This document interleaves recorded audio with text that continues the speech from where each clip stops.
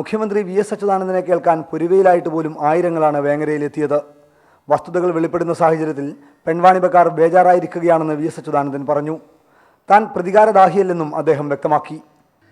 സുഹൃത്തുക്കളെ, V S Achuthanandan അങ്ങനെ യാതൊരു പ്രതികാരദാഹവും ആരോടുമില്ല.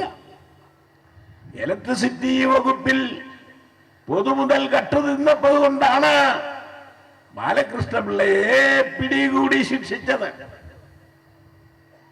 അങ്ങനെ പൊതുമുതൽ കട്ടുതിന്നുന്നവരോട് എനിക്ക് സന്ധിയില്ല.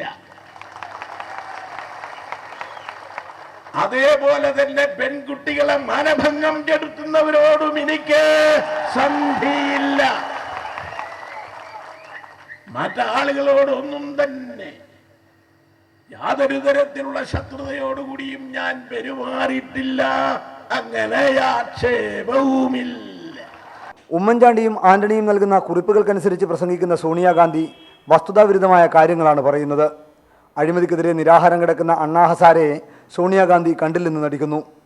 വോട്ടിനായി പ്രവാചക വേഷം കെട്ടിയ ഖുറൈശിമാരെ ജനങ്ങൾ തിരിച്ചറിയുമെന്നും അദ്ദേഹം സൂചിപ്പിച്ചു. കുറ്റിപ്പുറത്തെ ജനങ്ങൾ അത്തരം ഖുറൈശിമാരുടെ തട്ടിപ്പിന് വിധേയമാക്കി ആയില്ല. വേങ്ങരയിലെ രാഷ്ട്രീയ പ്രബുദ്ധരായിട്ടുള്ള ആളുകളും പ്രവാചകന്റെ വേഷം കെട്ടി ആടുന്ന ഖുറൈശിമാരെ നിർത്തേണ്ടടുത്ത് നിർത്തുക തന്നെ ചെയ്യും എന്ന കാര്യത്തിൽ എനിക്ക് സംശയമേയില്ല.